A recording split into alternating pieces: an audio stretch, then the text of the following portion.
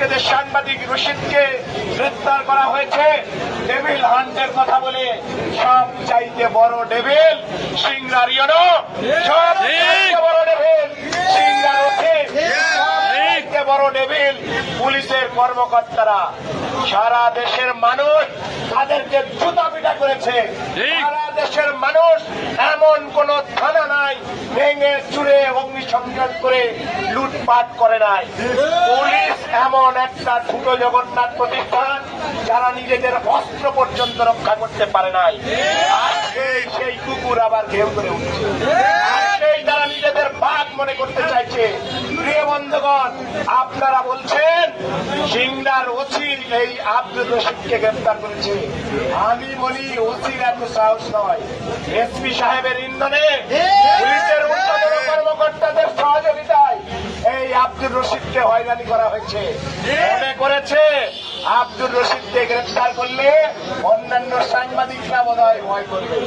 আরে ভাই, আপনারা জানেন না, আপনারা যাদেরকে স্যার বলতে বলতে মুখে ফেনা তুলে ফেলেন, আমরা তাদের না বিশ্বাস তুলে, আমরা তাদের লুটপাট দুর্নীতির বিরুদ্ধে, এমপি মন্ত্রীদের লুটপাট দুর্নীতির বিরুদ্ধে সব সময় সোচ্চার থাকে। আমরা সাহসিকতার সাথে দুর্নীতির বিরুদ্ধে আমরা সব সময় কলম ধরি। প্রিয় বন্ধুগণ, আপনারা যদি মনে করেন আপনারা দেশের রাজনীতিবিদদের চাইতে বেশি শক্তিশালী, তাহলে মনে হয় ভুল করবেন। ডিসি সাহেবকে বলতে চাই, আপনারা ধৃষ্টতার পরিচয় দিচ্ছেন। আপনারা যদি মনে করেন এই নাটোরের মানুষকে শাসন করতে এসেছেন, তাহলে ভুল করবেন। নাটোরের মানুষের সেবক হয়ে যান। আপনার একজন সাংবাদিক, একজন সমকালের মতো একটা জাতীয় পত্রিকার সাংবাদিককে বলে, রশিদ তুমি কেমন আছো? এত বড় সাহস আপনার এওর কোথা থেকে হয়? এটা তো কোনো অফিসিয়াল ল্যাঙ্গুয়েজ নয়। আপনি ডিসি সাংবাদিকদেরকে আপনি সম্বোধন করেন, আর আপনার একজন একটা ন্যাংটা অফিসার, একটা হাঁটুর সমান কর্মকর্তা, সে কিনা বলে রশিদ কেমন আছো?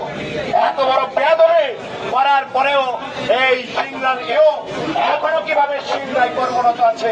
প্রিয় বন্ধুগণ, আমরা হ্যান্ড মাইক ব্যবহার করছি কারণ এখানে আদালত চলছে। আমরা আদালতের কাজে বিঘ্ন করাতে চাই না। আদালতের প্রতি আমাদের শ্রদ্ধা আছে। আমরা বলতে চাই, এই জেলা প্রশাসক এবং এই পুলিশ সুপার হয় তাদের ইন্ধন রয়েছে, না হলে তাদের অদক্ষতা রয়েছে। যদি তাদের ইন্ধন কিংবা যোগসাজশ না থেকে থাকে, তাহলে এতক্ষণে সিংড়ার ইউনো, সিংড়ার ওঠে এই দুর্নীতিবাজ আসাদুজ্জামান মোল্লা, তাকে প্রত্যাহার করা উচিত ছিল। সে এমন অশ্রাব্য ভাষা ব্যবহার করেছে সাংবাদিক আব্দুর রশিদের সাথে, যেটা কোনো কর্মকর্তা করতে পারে না। কর্মকর্তাদের আচরণ বিধিমালা আছে, কার সাথে কি ধরনের আচরণ করা যাবে। একজন সরকারি কর্মকর্তা কেমন ধরনের আচরণ করতে পারে, এটা রাষ্ট্র কর্তৃক স্বীকৃত নিয়ম কানুন রয়েছে। কোন নিয়ম কানুনের তোয়াক্কা না করে আসাদ যে কাজ করেছে সেটি ধৃষ্টতা। আমরা দেখলাম এখন পর্যন্ত আমাদের সহকর্মী আব্দুর রশিদকে এই নাটোর কোর্টে পাঠানো হয় নাই।